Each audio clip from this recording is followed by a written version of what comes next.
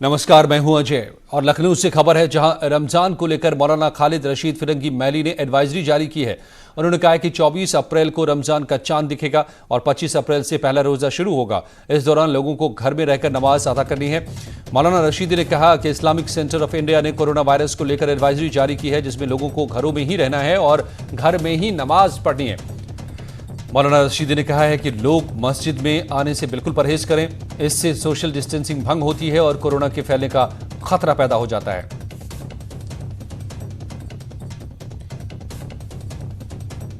है कि 24 अप्रैल को रमज़ान मुबारक का चांद देखा जाएगा और अगर उस दिन चांद हो जाता है तो उसी दिन से तरावी शुरू हो जाएगी और 25 अप्रैल को इंशाअल्लाह पहला रोज़ा होगा। जो कि ज़िंदगी में पहली बार ऐसा हो रहा है कि ये मुबारक महीना ऐसे हालात में आ रहा है जबकि पूरा मुल्क कहीं ना कहीं लॉकडाउन में होगा और लोग आज़ादी के साथ मसाजिद में नमाज अदा करने नहीं जा सकेंगे। इसलिए इस्लामिक सेंटर ऑफ इंडिया फिरंगी महल लखनऊ की तरफ से एक 12 पॉइंट एडवाइजरी जारी की गई है। जी हाँ, राशिद फरंगी महली के बयान को आप देख रहे थे। ईद का महीना आने वाला है, रमज़ान का महीना आने वाला है और उससे पहले ये एडवाइजरी। शबाब हमारे संवाददाता मेरे साथ लखनऊ से जुड़ गए हैं। शबाब, बहुत ही ज़रूरी है ये और बहुत ही अहम एडवाइजरी इसको हम कह सकते हैं, क्योंकि रमज़ान का मुबारक महीना लोगों के मन में जिस तरह की भावनाएं होती हैं उस सब के बीच में लॉकडाउन में कैसे उसे निभाना है, ये ज़रूरी होगा सबको समझना। बिल्कुल, देखिए, आम दिनों के कंपैरिजन में रमजान में बहुत बड़ी तादाद में मुस्लिम समुदाय के लोग नमाज पढ़ते हैं, रोजा रखते हैं, जैसे कि आप सब जानते भी हैं इस बात को। तो चूंकि लॉकडाउन का पीरियड चल रहा है, लॉकडाउन मुमकिन उम्मीद है कि आगे एक्सीड होगा, आगे बढ़ेगा। 24 तारीख को, जैसा कि खालिद साहब ने कहा कि 24 तारीख को ईद का चांद, रमजान का चांद देखा जाएगा और चांद के साथ ही जो एक स्पेशल नमाज होती है जिसको तरावी कहते हैं, और ऐसा कहा जाता है कि रमजान के दौरान रोजा रखने के साथ ही इस स्पेशल नमाज को पढ़ना कंपलसरी होता है। इसमें कुरान को एक हाफिज जो है वो सुनाता है और पीछे जो नमाज पढ़ते लोग हैं वो उसको सुनते हैं और इसको सुनने के लिए लोग बहुत दूर दूर से मस्जिदों में पहुंचते हैं। ये स्पेशल अरेंजमेंट होता है सिर्फ रमजान के दौरान। तो चूंकि बड़ी तादाद में नमाजियों की संख्या होती है, इसलिए इस बार ऐसा पहली बार होगा कि तरावी की नमाज नहीं पढ़ाई जाएगी। मौलाना खालिद रशीद ने इस बात को क्लियर कट कह दिया है कि लोग अपने घरों में ही रहकर नमाज पढ़ें और अगर लॉकडाउन बढ़ता है, लॉकडाउन का समय आगे बढ़ता है, तो लोग एहतियात बरतें। और जो लोग रमजान में अफ्तार का अरेंजमेंट कराते थे मस्जिदों में बड़े लेवल पर, तो उन्होंने इस बात को कहा है कि अब लोग ज्यादा मस्जिदों में होंगे नहीं, लिहाजा अफ्तार कराने वाले लोग उस पैसे को गरीबों में तकसीम करें, जरूरतमंदों तक वो जो जरूरी सामान है उनको पहुंचाएं। इस बात की हर आदमी जिम्मेदारी ले, इस तरीके की एक अपील है। और मौलाना खालिद रशीद लगातार इस बाबत जो है वो मुसलमानों के जहन में एक पॉजिटिव सकारात्मक ऊर्जा का संचार करते रहते हैं और ये बहुत जरूरी भी है उस माहौल में जब तमाम नकारात्मक खबरें हों। उन सबके बीच में मौलाना खालिद रशीद की अपील मुमकिन उम्मीद है बड़े आवाम तक पहुंचेगी, बड़े लोगों तक पहुंचेगी और इसका एक सकारात्मक असर भी होगा। जय बेशक, और कुछ लोग जो अभी तक भी गलतियां कर रहे हैं, कई बार नमाज पढ़ने पहुंच जा रहे हैं मस्जिदों में या फिर जैसे तबलीगी जमात के लोगों ने किया, तो इन सब से अब हमें समझ पैदा करनी पड़ेगी, समझना पड़ेगा। खुद मौलाना जिस बात को रख रहे हैं, क्यों रख रहे हैं और क्यों ये जरूरी है कि इस वक्त हम घर में रहकर जंग लड़ें और इबादत भी करें। तो ये एडवाइजरी बता रहे थे शबाब हमारे संवाददाता लखनऊ से रमजान के महीने को लेकर कि घर से ही रमजान का पालन करें और रोजा रखें, मस्जिद ना जाएं। और बड़ी खबर आ रही है, एक और सुप्रीम कोर्ट का आदेश सामने आया है। सुप्रीम कोर्ट ने कोरोना से मुफ्त परीक्षण के आदेश दिए हैं। कोरोना के आईसीएमआर ने शीर्ष अदालत में हलफनामा दायर किया। सुप्रीम कोर्ट ने मुफ्त कोविड-19 परीक्षण का आदेश दिया है।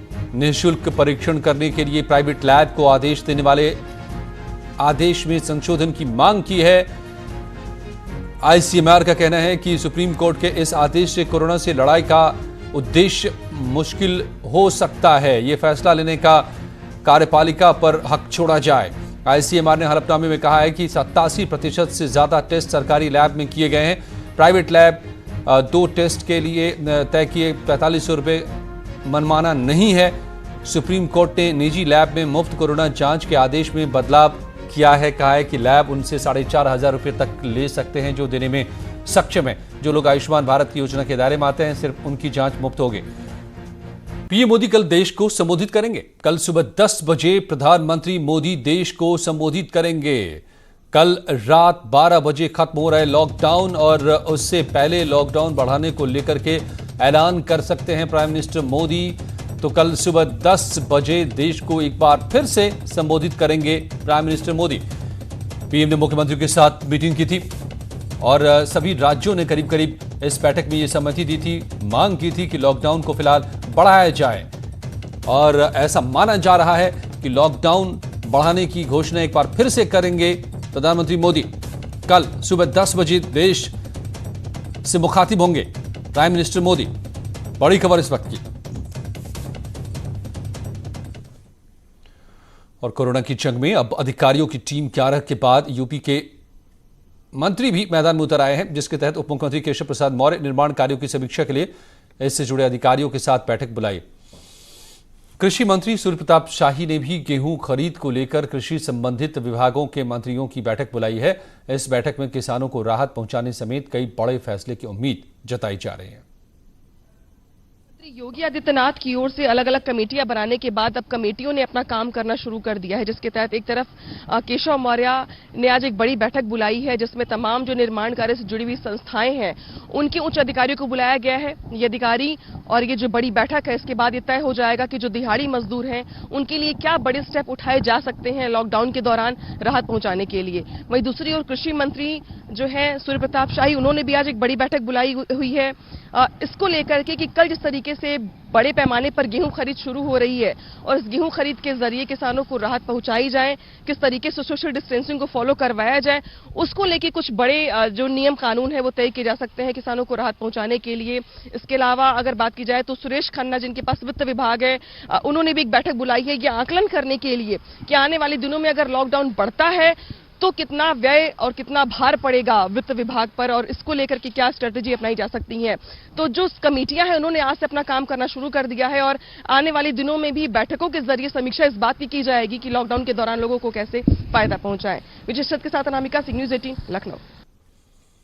और कोरोना की वजह से जो लॉकडाउन पूरे देश में लागू है उसका आज आखिरी दिन है, लेकिन अब सवाल है कि लगातार बढ़ते मामलों के बीच यूपी सरकार क्या कदम उठाएगी। लॉकडाउन बढ़ने को लेकर किस तरह के कयास तरह तरह के लग रहे हैं, लेकिन 14 अप्रैल के बाद सरकार की क्या रणनीति होगी इसे लेकर सरकार अभी काफी कुछ स्पष्ट सरकार ने कर दिया है। अब यूपी सरकार धीरे धीरे आम लोगों के लिए सुविधाएं बढ़ाएगी, जैसे शेल्टर होम में रहने वाले लोगों को घर भेजा जाएगा, खाने के पैकेट के साथ भेजा जाएगा घर। 15 अप्रैल से ऑनलाइन गेहूं की खरीद होगी, किसानों को फसल का पूरा दाम मिलेगा। कृषि मंत्री सूर्य प्रताप शाही की अध्यक्षता में एक कमेटी बनाई गई है इसके लिए, ताकि फसल की खरीद हो सके और उचित दाम किसानों को मिल सके। 15 अप्रैल से सभी मंत्री अपने कार्यालय में बैठेंगे और तमाम विभागों में कामकाज शुरू होगा।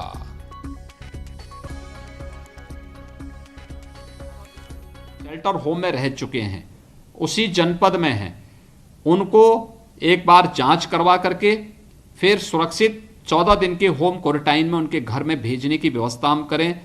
खाद्यान्न की आपूर्ति उनको लगातार हो, इसके बारे में खाद्यान्न का पैकेट भी उनके साथ ही वहां जाएगा।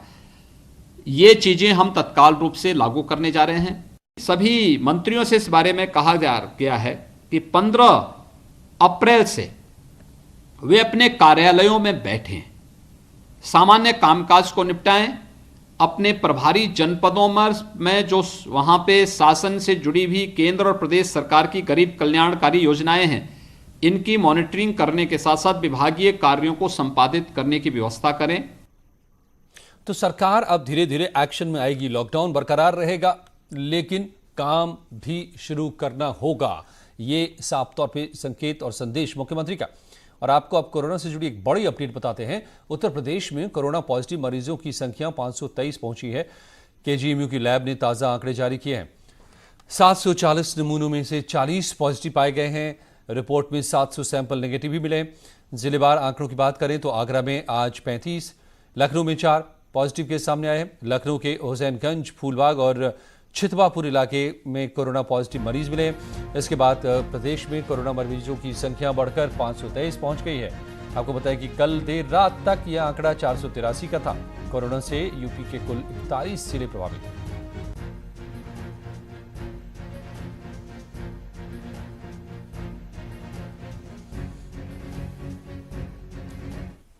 और राजधानी लखनऊ समेत पूरे यूपी में कोरोना को लेकर क्या हालात हैं, इसका जायजा लिया हमारे संवाददाता अलाउद्दीन ने। लखनऊ का जो आउटर रिंग रोड है, जो रास्ता लखनऊ को सीतापुर होते हुए दिल्ली से जोड़ता है, उस हाईवे पे न्यूज़ 18 की टीम मौजूद है और हम आपको जरा नज़ारे दिखाएंगे। साफ तौर से आप देखें तो तमाम पुलिस के लोग, तमाम लोग इस बात को जो है ज़रूरी तरीके से ज़मीन पर इंश्योर करना चाह रहे हैं कि लॉकडाउन को सख्ती से पालन कराया जाए।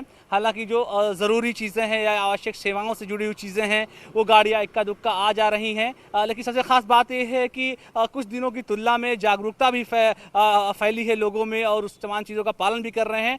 लेकिन चिंताजनक बात एक ये भी है कि लगातार तादाद भी कोरोना पॉजिटिव की बढ़ रही है। लखनऊ की बात करें तो आज 4 केसेस लखनऊ में और आ गए हैं, कल भी 3 केसेस आए थे। जो सरकार ने हॉट स्पॉट इलाके बनाए हैं उन इलाकों से ही आज भी जो केस आए हैं उन्हीं इलाकों से आए हैं। तो कुल मिलाकर के लखनऊ समेत जो दूसरे जिले ज़्यादा जो है भयावह स्थिति में है, उनमें आगरा शामिल है। आगरा में लगातार तादाद बढ़ रही है। हालांकि वहां पर स्थानीय प्रशासन ने अपने तरीके से बहुत सख्ती की हुई है। इसके अलावा कुछ खबरें जो है नोएडा और तमाम जो ज़िले हैं जहां पर केसेस बढ़े थे, लेकिन पिछले 2 दिनों से वहां पर केसेस नहीं आए हैं। तो ऐसे में उम्मीद की जा रही है कि जिस तरह से सरकार लगातार काम कर रही है कोरोना को लेकर, खासतौर से पूरे देश का जब आंकड़ा आप देखते हैं तो उत्तर प्रदेश कहीं ना कहीं थोड़ी सी सुखद स्थिति में है। 45 लोग डिस्चार्ज भी हो चुके हैं, ठीक होकर के अपने घरों में जा चुके हैं। तो कुल मिलाकर के तमाम लोगों से न्यूज़ 18 की भी अपील है कि अपने घरों में रहिए, सुरक्षित रहिए, कोरोना से बचकर रहिए।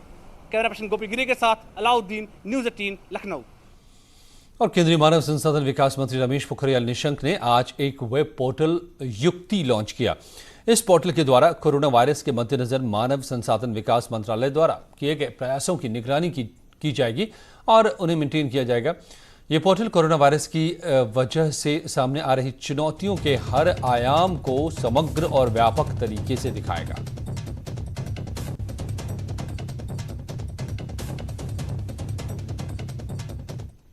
मंत्रालय ने एक युक्ति पोर्टल तैयार किया है।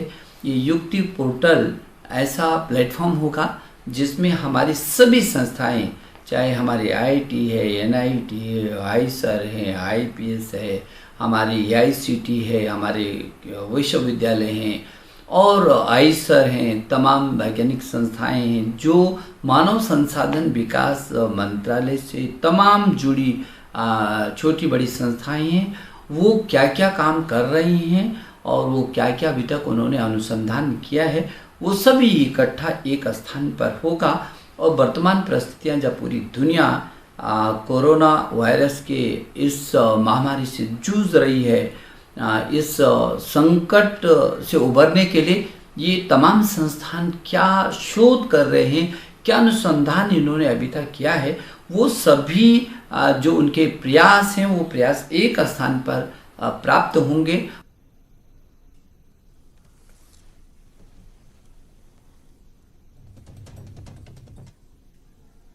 तो चाहे मिनिस्ट्री का कि युक्ति ये कि हर कोशिश सामने आए और उसका फायदा सब तक पहुंच पाए। तो आप भी लड़ते रहिए, हम पूरा देश लड़ रहा है, कोरोना को हराना है।